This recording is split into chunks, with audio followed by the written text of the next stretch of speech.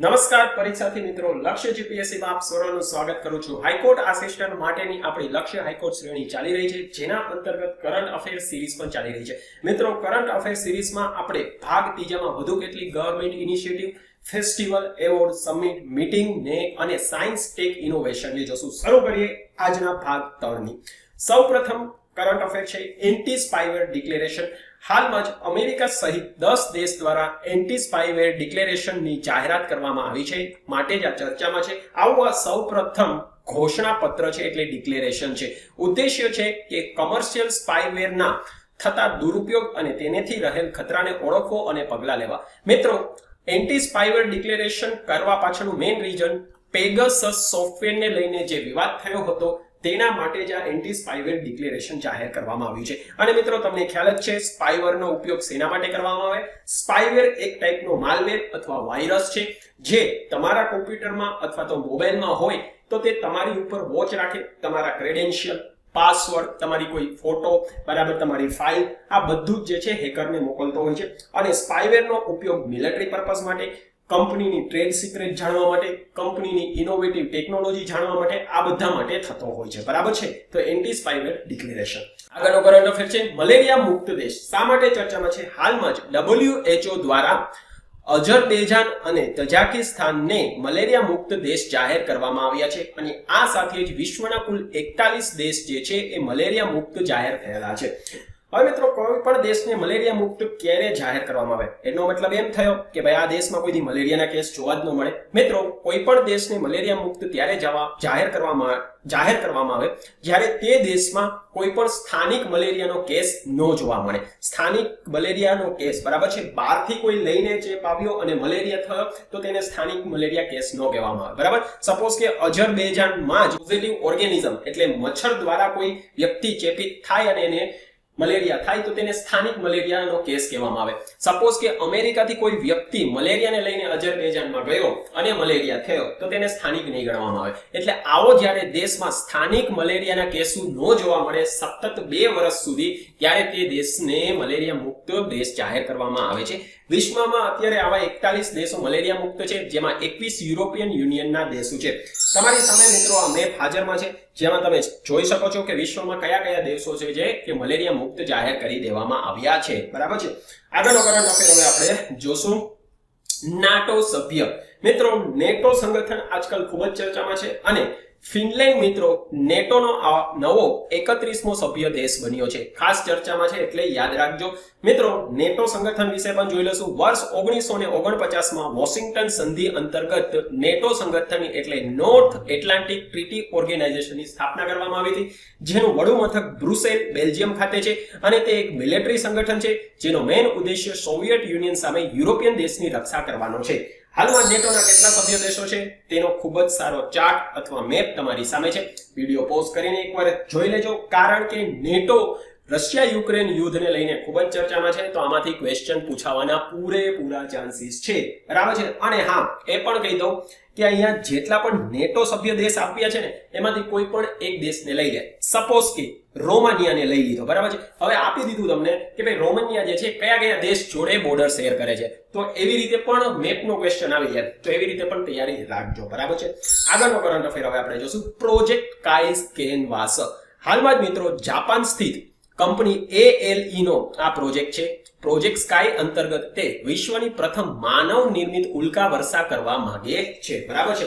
આ માટે કંપની દ્વારા વાતાવરણના મધ્ય આવરણમાં સેટેલાઇટ છોડવામાં આવશે, અને કંપની દ્વારા વાતાવરણમાં ઉલ્કા વર્ષા કરવા માટે પ્રેશર આધારિત ગેસ ટેન્કનો ઉપયોગ કરી ગોળી છોડવામાં આવશે। જનરલી મિત્રો, ઉલ્કા વર્ષા ક્યારે થાય કે જ્યારે પૃથ્વીના વાતાવરણમાં કોઈ પણ અવકાશી પિંડ, સપોઝ કે તે નાના એસ્ટ્રોઇડ હોય અથવા તો સેટેલાઇટના પાર્ટ હોય, વાતાવરણના ઉષ્મા આવરણમાં જ્યારે આવશે ત્યારે ઘર્ષણને કારણે બળશે, એને ઉલ્કા વર્ષા કહેવામાં આવે છે। જનરલી આવી ઉલ્કા વર્ષા એન્ટાર્કટિક અને આર્કટિક ક્ષેત્રમાં સૌથી વધુ જોવાતી હોય છે, બરાબર? ચાલો આગળનો કરંટ અફેર જોશું international day of mind awareness and assistant in mind action.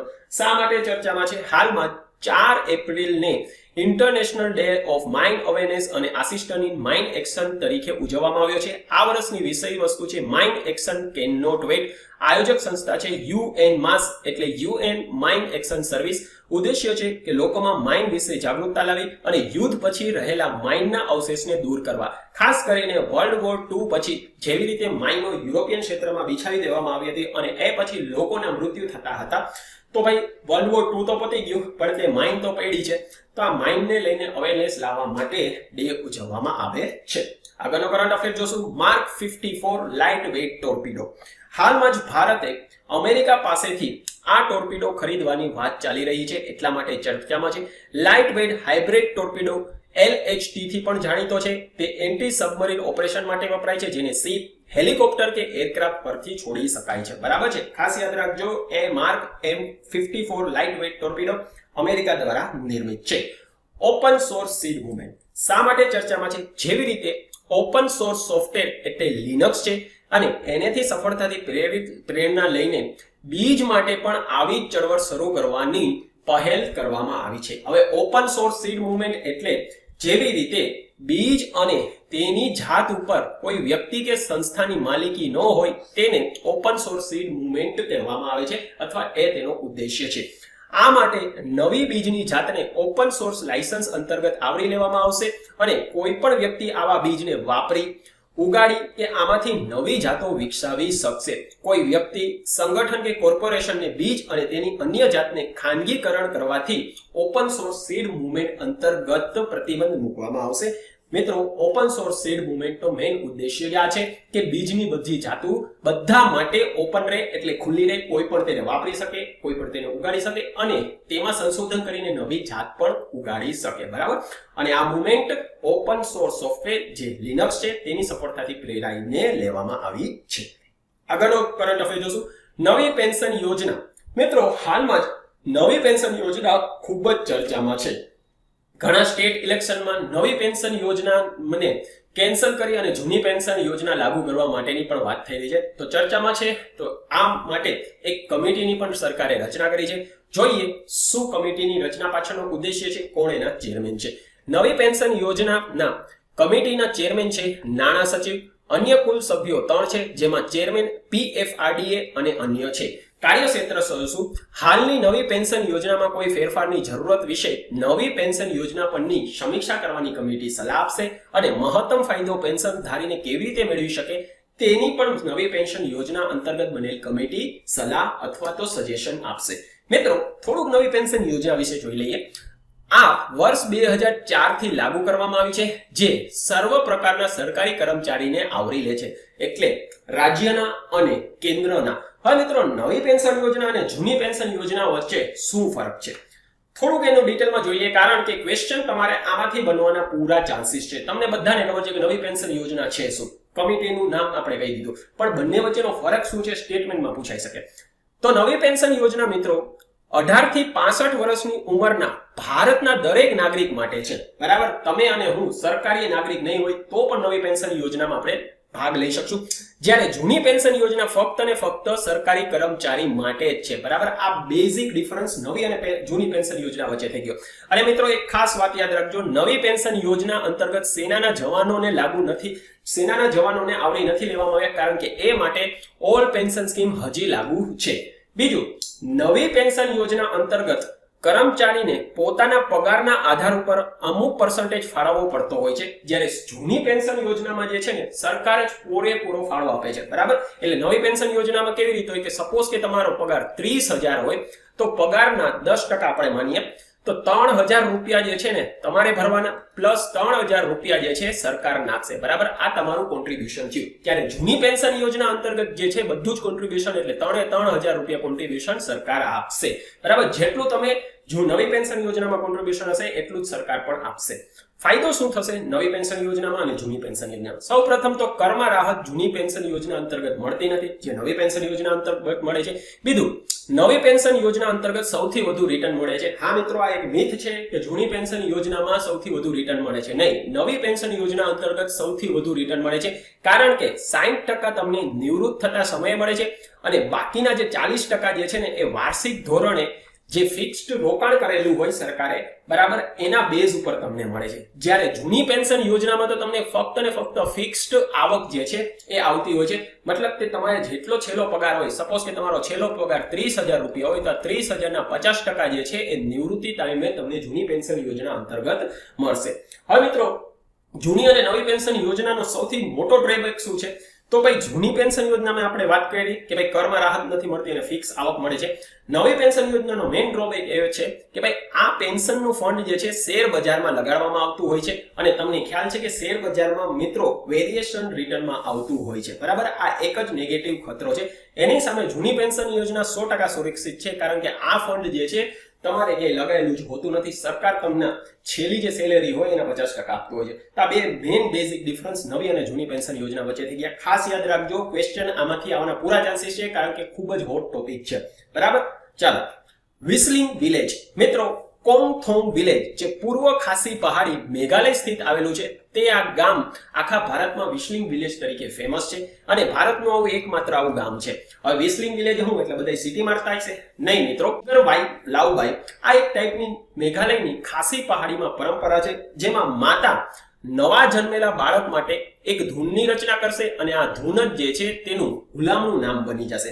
અને આ પરંપરા જે છે એ સેંગ ખાસી નામના જનજાતિના લોકોમાં જોવા મળે છે, એટલે જ આ વિલેજને વિસ્લિંગ વિલેજ નામ આપવામાં આવ્યું છે. અને આ જાતિના લોકો ખાસી ભાષા બોલે છે, બરાબર. ખાસ યાદ રાખજો, મેઘાલયમાં મિત્રો તમને ગારો, ખાસી અને જાન્ટિયાના આ 3 હિલી રેન્જનું નામ સાંભળ્યું હશે. એમાંના આ ખાસી વિલેજના માં સ્થિત વિસ્લિંગ વિલેજ આવેલું છે. એનું મેઇન નામ છે કોંગથોંગ વિલેજ અને જિંગરવાઈ લાવબાઈ પરંપરા અંતર્ગત આ વિલેજમાં જે ધૂન રાખવાનું નામની ચલણ છે એના માટે જેને વિસ્લિંગ વિલેજ નામ આપવામાં આવ્યું છે. મારું ગામ મારી ધરોહર કાર્યક્રમ. આ કાર્યક્રમની શરૂઆત સાંસ્કૃતિક મંત્રાલય દ્વારા કરવામાં આવી છે અને તે national mission on cultural mapping અંતર્ગત દેશના એવા ગામ જે ભારતની સંસ્કૃતિ અને વારસાને સાચવીને બેઠા છે તેની નોંધ લેવાનું કામ મારું ગામ મારી ધરોહર હેઠળ કાર્યક્રમ અંતર્ગત કરવામાં આવી રહ્યું છે. અને આ માટે કુલ 7 શ્રેણીમાં ગામને વિભાજિત કરવામાં આવ્યા છે. જેમ કે પર્યાવરણ માટે રાજસ્થાનનું બિશ્નોઈ ગામ, ઉત્તરાખંડનું રાની ગામ, વિકાસ માટે ગુજરાતનું મોઢેરા, ઐતિહાસિકમાં મધ્યપ્રદેશનું કાંડેલ, હિમાચલ પ્રદેશનું પાંદે રાથેન અને કર્ણાટકનું વિદુર્સ વઠાર, બરાબર. આવી રીતે અલગ અલગ કેટેગરીમાં ભારતના સાંસ્કૃતિક વારસાને સાચવીને બેઠેલા ગામોની એક લિસ્ટ બનાવવામાં આવી રહ્યું છે કેરી અંતર્ગત મારું ગામ મારી ધરોહર કાર્યક્રમ અંતર્ગત. પછી આને એક ટુરિઝમ તરીકે પણ આપણે પ્રમોટ કરી શકશું. આગળનો કરંટ અફેર જોશું. ગરીબ કેદી માટે સહાય યોજના શા માટે ચર્ચામાં છે? મિત્રો, હાલમાં બજેટ વર્ષ 2023-24 અંતર્ગત એવા કેદી જે જામીન કે દંડની રકમ ચૂકવી શકવા સક્ષમ નથી તેવા કેદીઓને નાણાકીય મદદ કરવા માટે ગૃહ મંત્રાલય દ્વારા ગરીબ કેદી માટે સહાય યોજનાની જાહેરાત કરવામાં આવી છે, બરાબર. શેની માટે? જામીન કે દંડની રકમ ચૂકવી શકવા સક્ષમ નથી એવા કેદીને નાણાકીય મદદ કરવા માટે. આગળનો કરંટ અફેર હવે જોશું. ઇન્વેસ્ટમેન્ટ ફેસિલિટી એગ્રીમેન્ટ IFA વર્ષ 2017માં મિત્રો IFA ની જાહેરાત કરવામાં આવી હતી અને વિશ્વના 100 વિકાસશીલ અને નિમ્ન વિકાસશીલ દેશ દ્વારા આ કરાર કરવામાં આવ્યા છે, જેમાં ભારત જે છે સભ્ય દેશ નથી. ખાસ યાદ રાખજો, IFA માં ભારત સભ્ય દેશ નથી. મેઇન ઉદ્દેશ આ કરાર કરવા પાછળનો છે કે વિશ્વમાં વિકાસ માટે જરૂરી નાણાં મુક્ત પ્રવાહ માટે કાયદાકીય કરાર કરવામાં આવે. મતલબ કે જેવી રીતે એક દેશમાંથી બીજા દેશમાં ઇન્વેસ્ટમેન્ટ કરવામાં આવતું હોય તેને લીગલ ફ્રેમવર્ક અંતર્ગત આવરી લેવામાં આવે જેથી વધુને વધુ જે છે નાણાકીય પ્રવાહ એટલે ઇન્વેસ્ટમેન્ટ થઈ શકે. આ કરાર અંતર્ગત રોકાણ માટે જરૂરી પારદર્શકતા અને નિયમન માટે જરૂરી પગલાં દેશ લેશે, બરાબર. એટલે ઇન્વેસ્ટમેન્ટ નામ જ લખેલું છે, ઇન્વેસ્ટમેન્ટ ફેસિલિટેશન એગ્રીમેન્ટ, એટલે ઇન્વેસ્ટમેન્ટને પ્રોત્સાહન આપવા માટે એક કાયદાકીય એટલે લીગલ એગ્રીમેન્ટની વાત ઇન્વેસ્ટમેન્ટ ફેસિલિટેશન એગ્રીમેન્ટ અંતર્ગત બધા દેશો એડવોકેટ કરી રહ્યા છે. ભારત આનો સભ્ય દેશ નથી, એ ખાસ યાદ રાખજો. આગળનો કરંટ અફેર છે. Indian national centre for ocean information service સ્થાપના વર્ષ 1999માં કરવામાં આવી હતી. તે ઓટોનોમસ બોડી છે અને મિનિસ્ટ્રી ઓફ અર્થ સાયન્સ અંતર્ગત કામ કરે છે, જેનો ઉદ્દેશ્ય છે કે સમાજ, ઇન્ડસ્ટ્રીઝ, વૈજ્ઞાનિક સમાજ અને સરકારને સમુદ્ર વિશે માહિતી, ડેટા અને સલાહ આપવી. તે UN ની સમુદ્ર પરની 5 ક્ષેત્રીય એટલે રિજનલ સંસ્થામાંની એક છે. આ સંસ્થા હિન્દ મહાસાગરમાં સુનામી, સાયક્લોન માટે અર્લી વોર્નિંગ સિસ્ટમની સ્થાપના કરશે અને હાલમાં હિન્દ મહાસાગરમાં Indian national centre for ocean information service activate થઈ ગઈ છે, ખાસ યાદ રાખજો.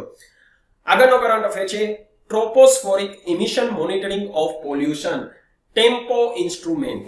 હવે આ છે શું? નાસા દ્વારા વાયુ પ્રદૂષણની અવકાશમાંથી દેખરેખ રાખવા માટે સેટેલાઇટ છોડવામાં આવશે, જેનું નામ છે ટેમ્પો ઇન્સ્ટ્રુમેન્ટ. સેટેલાઇટ ઉત્તર અમેરિકા પર વાયુ ગુણવત્તા, પ્રદૂષણના સ્ત્રોત અને પ્રદૂષણની માત્રાનું દિવસ દરમિયાન દર અડધા કલાકના ગાળામાં માહિતી આપશે, જેથી બેટર મોનિટરિંગ દ્વારા ડેટા કલેક્શન મળશે તો વધુ સારા પગલાં ઉત્તર અમેરિકાના દેશોમાં વાયુ પ્રદૂષણને ઘટાડવા માટે લઈ શકાશે. બરાબર. આગળનો કરંટ અફેર છે યુએન વોટર કોન્ફરન્સ હાલમાં ચર્ચામાં છે. શા માટે? 46 વર્ષના લાંબા અંતરાલ પછી સૌ પ્રથમવાર આવી સભાનું ન્યુયોર્ક ખાતે આયોજન કરવામાં આવ્યું હતું અને આનું આયોજન અમેરિકા, તજાકિસ્તાન અને નેધરલેન્ડ દ્વારા સંયુક્ત રૂપે કરવામાં આવ્યું હતું, જેની વિષય વસ્તુ હતી our watershed moment uniting the world for water. મિત્રો, યુએન વોટર કોન્ફરન્સની સૌ પ્રથમ સભા 1977માં આર્જેન્ટિના ખાતે યોજાણી હતી. બરાબર છે. અને આ કોન્ફરન્સ યોજવા પાછળનો મેઇન ઉદ્દેશ્ય છે કે સસ્ટેનેબલ ડેવલપમેન્ટ ગોલ 2030 અંતર્ગત નક્કી કરેલ લક્ષ્ય, બરાબર, વોટરનો પણ એક લક્ષ્ય રાખેલો છે. કયો ગોલ છે મિત્રો તે મને કમેન્ટ સેક્શનમાં તમે મને કહો, કારણ કે વાર મેં તમને કહ્યું છે સસ્ટેનેબલ ડેવલપમેન્ટ ગોલ 2030 જેટલા પણ આપેલા છે તે તમારે યાદ કરી લેવાના છે, આમાંથી ક્વેશ્ચન આવે છે. બરાબર છે. તો ભાઈ આ વોટર અંતર્ગત જેટલા પણ લક્ષ્યો મૂકેલા છે તેને પ્રાપ્ત કરવા માટે વૈશ્વિક સહાય વધારવો તે યુએન વોટર કોન્ફરન્સનો મેઇન ઉદ્દેશ્ય છે. આગળનો કરંટ અફેર છે ઇન્ટરનેશનલ બિગ કેટ અલાયન્સ. મિત્રો, ભારત સરકાર દ્વારા પ્રોજેક્ટ વાઘના 50 વર્ષ પૂર્ણ થવાના અવસર પર, હા મિત્રો, પ્રોજેક્ટ વાઘના આપણે 50 વર્ષ પૂર્ણ કર્યા છે, તો તેના ઉપલક્ષ ઉપર ભારતે ઇન્ટરનેશનલ બિગ કેટ અલાયન્સની જાહેરાત કરી છે, જેથી આપણી જે વાઘની પ્રજાતિઓનું સંરક્ષણ અને રક્ષણ કરવાની એક્સપર્ટીસ જે છે તેને વિશ્વને પણ આપી શકીએ. અને આ માટે ભારત સરકાર દ્વારા 5 વર્ષ માટે ₹800 કરોડનું ભંડોળ સુનિશ્ચિત કરવામાં આવ્યું છે. મિત્રો, વિશ્વમાં તમે જોશો ને તો બિગ કેટના અંતર્ગત ટાઈગર આવે છે. તો બિગ કેટની કેટલી પ્રજાતિઓ છે? તમારી સામે મેપ છે. Lion, tiger, jaguar, cheetah, leopard, snow leopard અને કોગર. આ બધી જ જે છે બિગ કેટની જાતોમાં આવે છે. બરાબર છે. જેમાંથી ભારતમાં મિત્રો આમાં કેટલી જાત જોવા મળે છે? જે આપણે 7 જાતની વાત કરીને એમાંથી ભારતમાં કેટલી જાત જોવા મળે છે? તો ભાઈ લાયન એટલે સિંહ, વાઘ, જેગુઆર મિત્રો ભારતમાં જોવા નથી મળતો, ચિત્તા જોવા મળતો હતો પણ આપણે એનો શિકાર કરીને નામશેષ કરી દીધો, સ્નો લેપર્ડ, દીપડો અને કોગર જે છે એ મિત્રો ભારતમાં જોવા મળતું નથી. એટલે જેગુઆર અને કોગર આ બે બિગ કેટની જાતોને છોડી દેશો તમે તો બાકીની 5 જાતો ભારતમાં જોવા મળતી હતી. એમાં ચિત્તા નથી અત્યારે, બાકી બધી જાતો આપણે ભારતમાં અત્યારે જોઈ રહ્યા છીએ. અહીંયા મિત્રો મેં જેટલી જાતની વાત કરીને યાદ રાખજો, કારણ કે બિગ કેટ અલાયન્સ ચર્ચામાં છે. બીજું, પ્રોજેક્ટ વાઘ જે છે એને 50 વર્ષ પૂર્ણ થયા છે.